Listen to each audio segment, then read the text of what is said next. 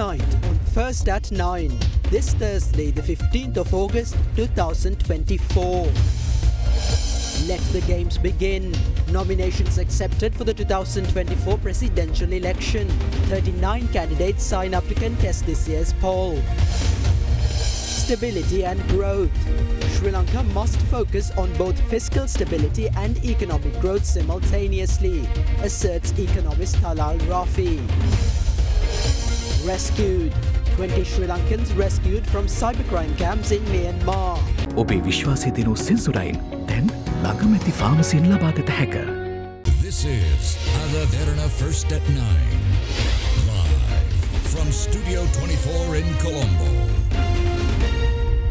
Good evening and welcome to tonight's edition of Derana First at 9. I'm Tarindu Mahendra, joining you live with the latest in Sri Lanka and from around the world. Now in your top story this evening, nominations for the 2024 presidential election were accepted, setting the stage for the most anticipated event in Sri Lanka's political calendar this year. 39 candidates submitted nominations and secured their candidacy in the upcoming presidential contest.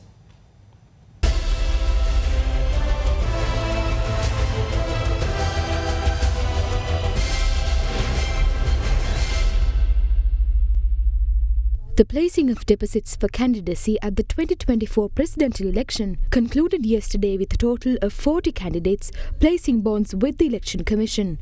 Following the conclusion of placing bonds, the acceptance of nominations for this year's presidential contest took place at the Election Secretariat in Rajagiriya today.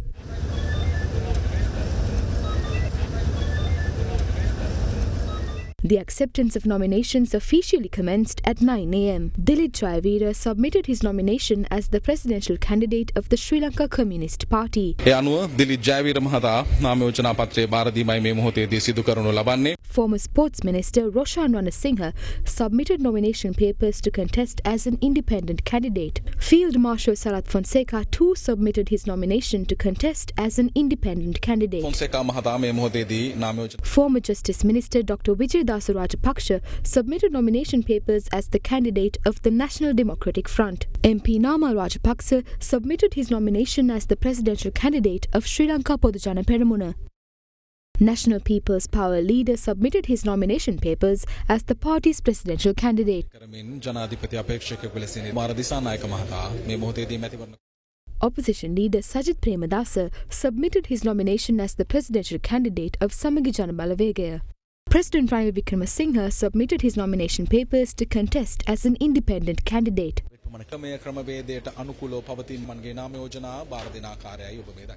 Out of the 40 candidates who placed bonds for the election, all except Kumar Gunaratne submitted nomination papers.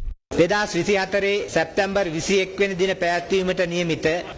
15th of August 2024, on the occasion of accepting nominations for the presidential election, which is to be held on the 21st of September 2024, 39 candidates have submitted nominations papers.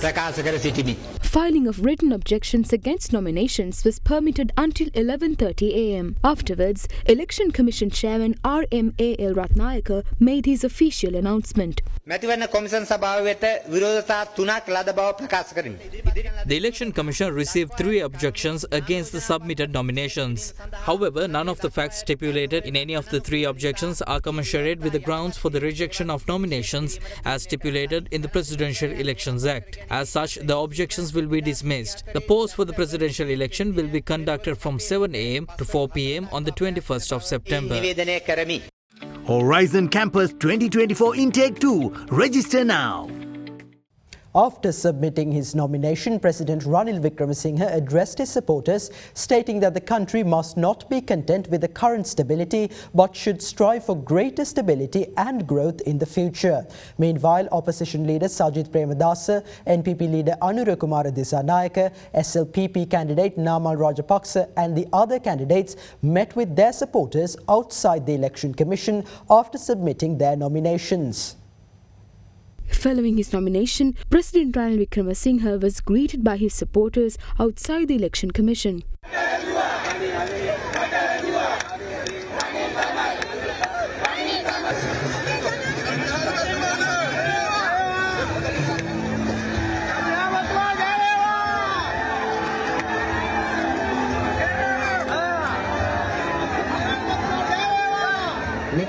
පැමිණි ඔබ සියලු දෙනාටම මම ස්තුති කරනවා.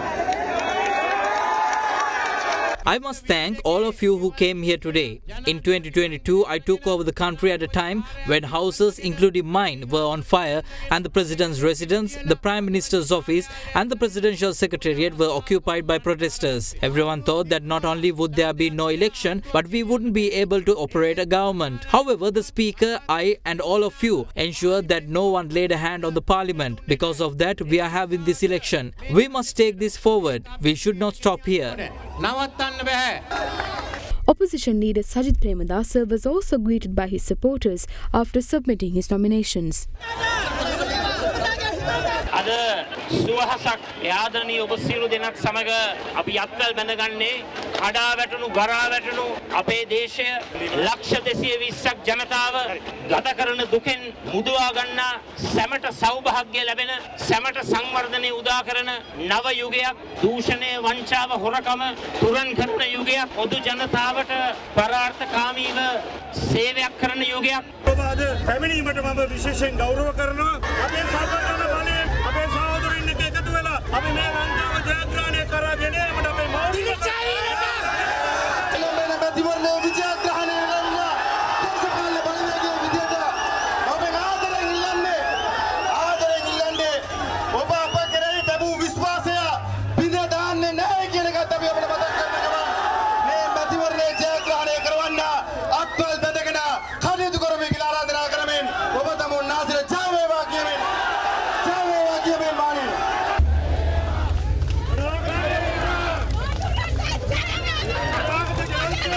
NPP leader Anura Kumara Dissanayaka assured that actions against corruption would be a priority if his party won the elections.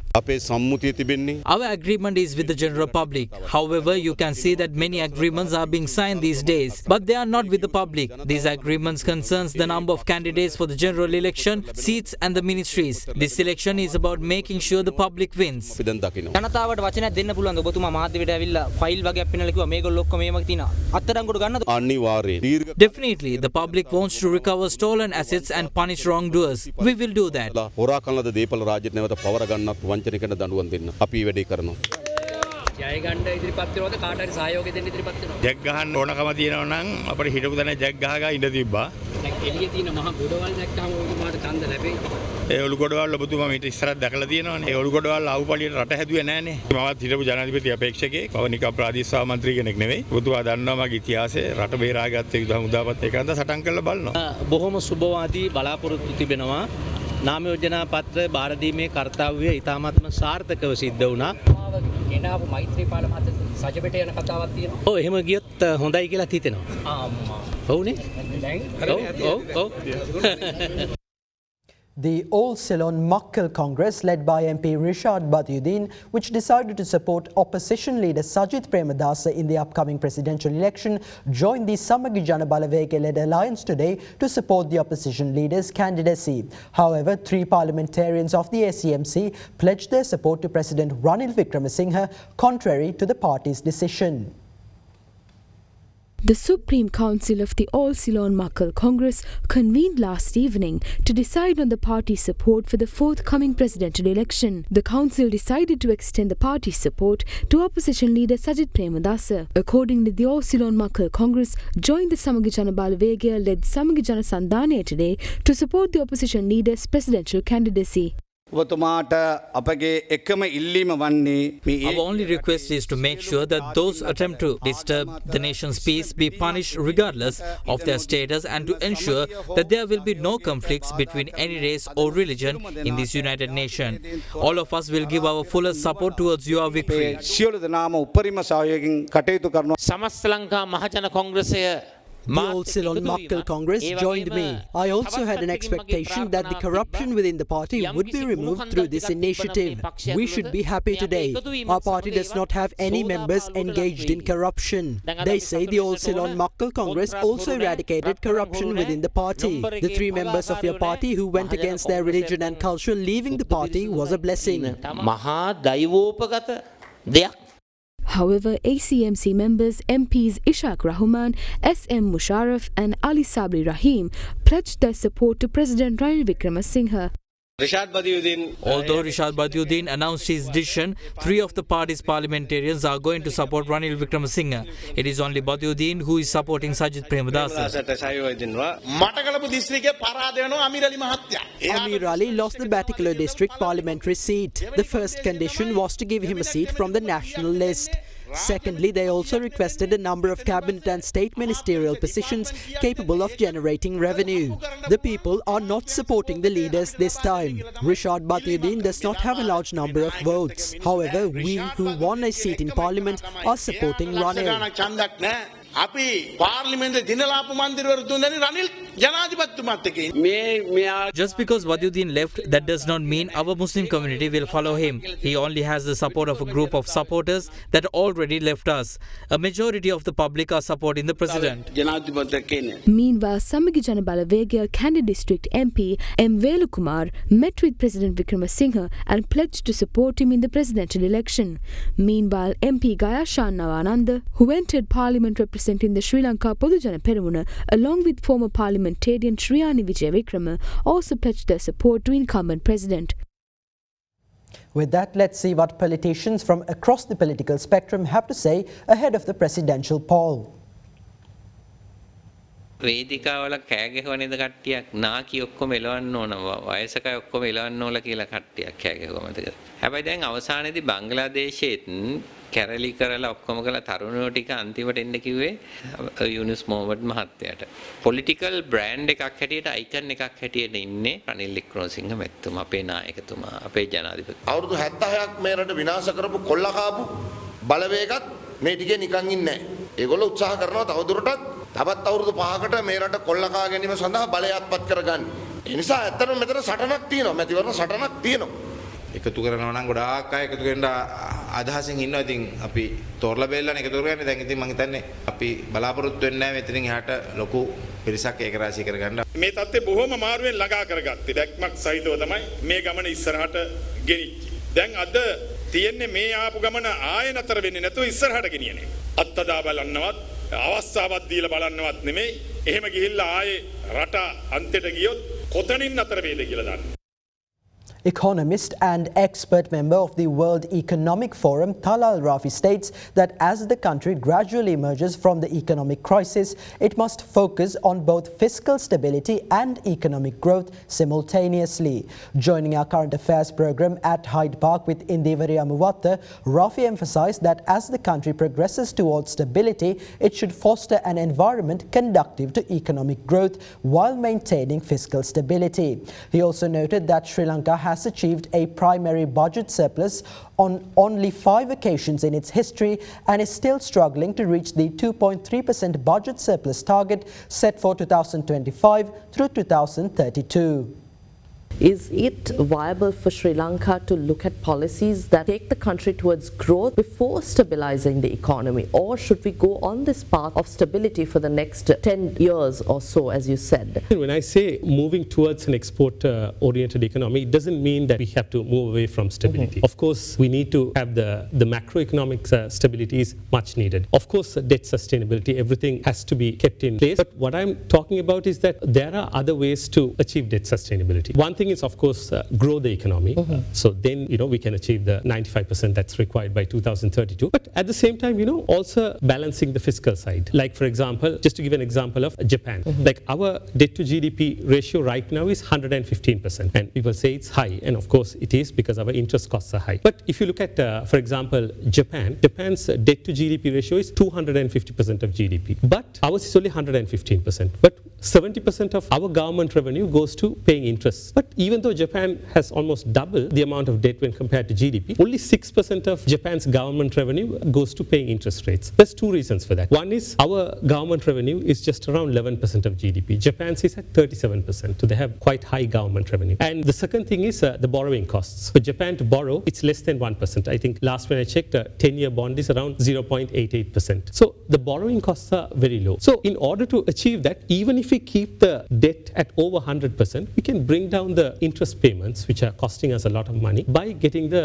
fiscal side this thing. So that's why the IMF has put in the 2.3% primary budget surplus that's required. And a point that I always emphasize is that we've only achieved 5 times in 75 years a primary budget surplus. And when it comes to expenditure minus revenue, I don't think we have ever achieved it in 75 years. So at the moment, we are struggling with achieving a 2.3% primary budget surplus, taking away the interest payments. So if you are going to take interest payments also into account, I think we've got a long way to go.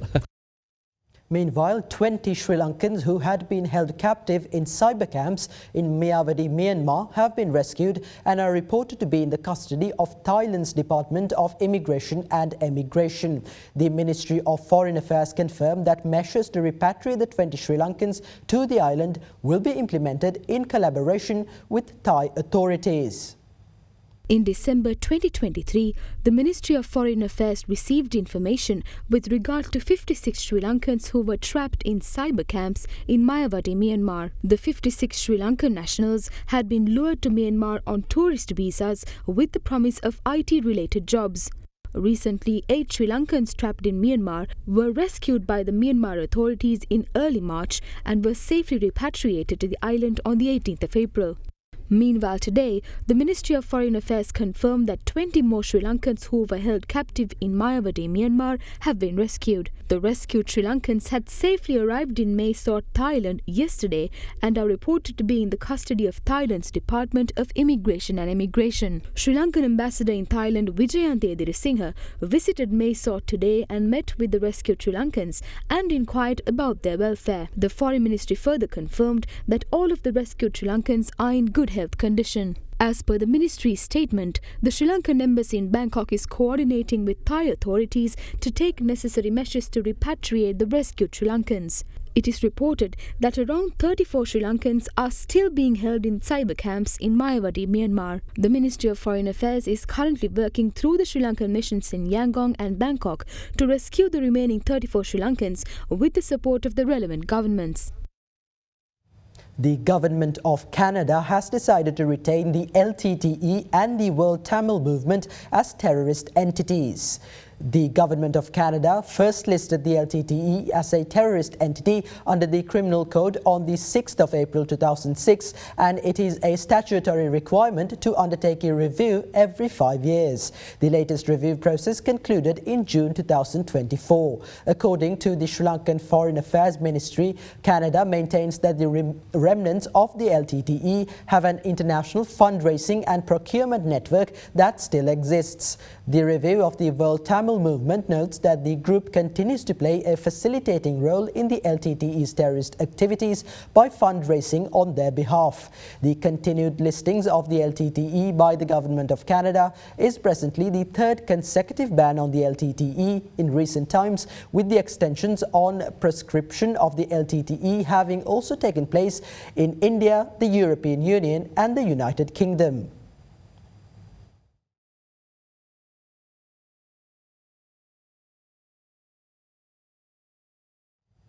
Meanwhile, the first Randoli procession of the Kandy Asala Perahara toured the streets of Kandy at the auspicious time of 6:45 p.m. this evening.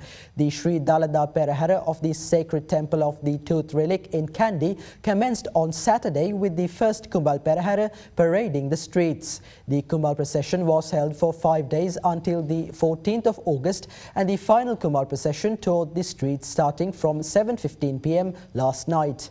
The Kandy Asala Festival is set to conclude with the final Randoli procession on the 30th of August, followed by the water cutting ceremony on the 31st.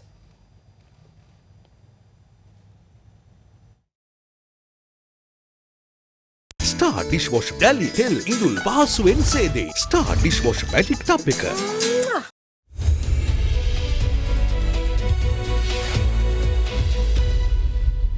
Welcome back. The Colombo Bourse closed in green today as a result of price gains in counters such as Sampath Bank, Selinco Insurance and Commercial Bank, with turnover crossing 776 million rupees. The benchmark all-share index closed 1.03% higher at 11,531.31 points, while the S&P Sri Lanka 20 gained 1.31% to close at 3,308.89 points.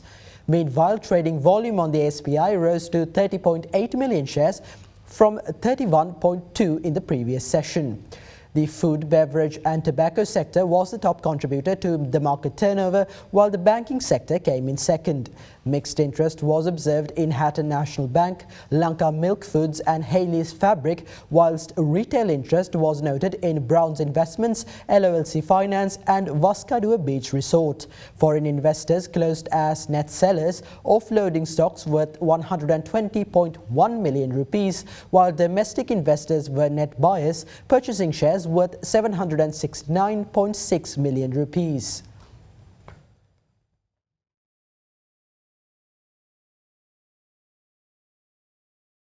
Up next, we have Minal Vikramage from Capital Alliance with some thoughts on the current status of the economy in our next segment, Economic Outlook.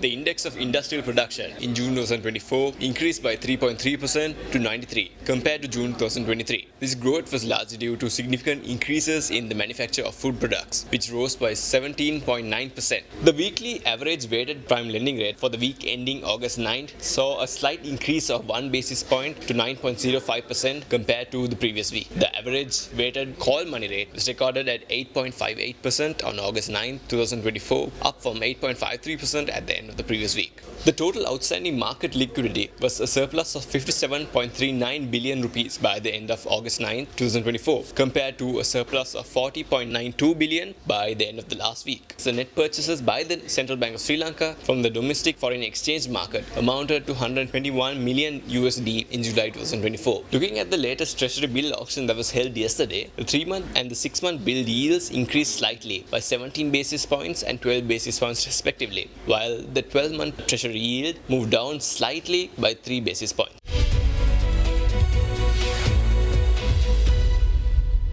And with that, let's take a look at the rupee exchange rate for the day.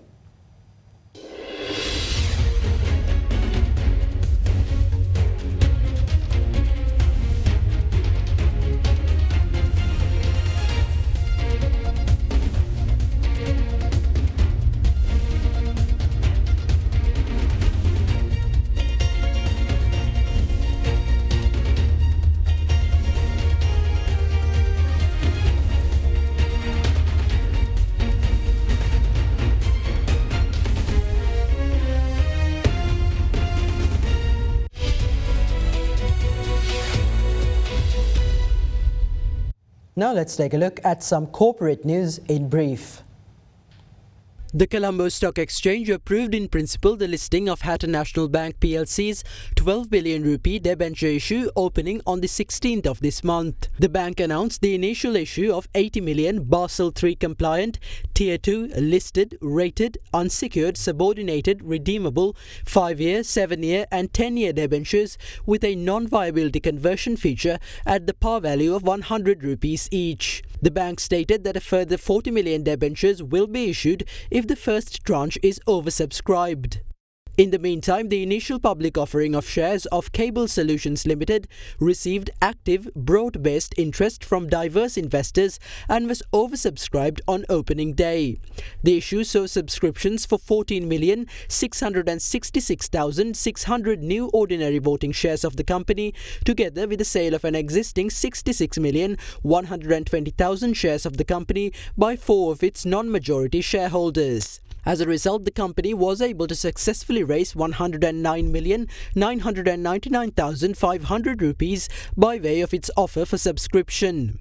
Also in corporate, the chairman of Orient Finance PLC, Rajendra Tyagaraja, stated that the company has prioritized re-engineering the company processes to enhance efficiency and meet their budgeted targets. In its annual report, the company chairman added that the company prioritizes digital enhancements, expanding their product offerings and solidifying market position.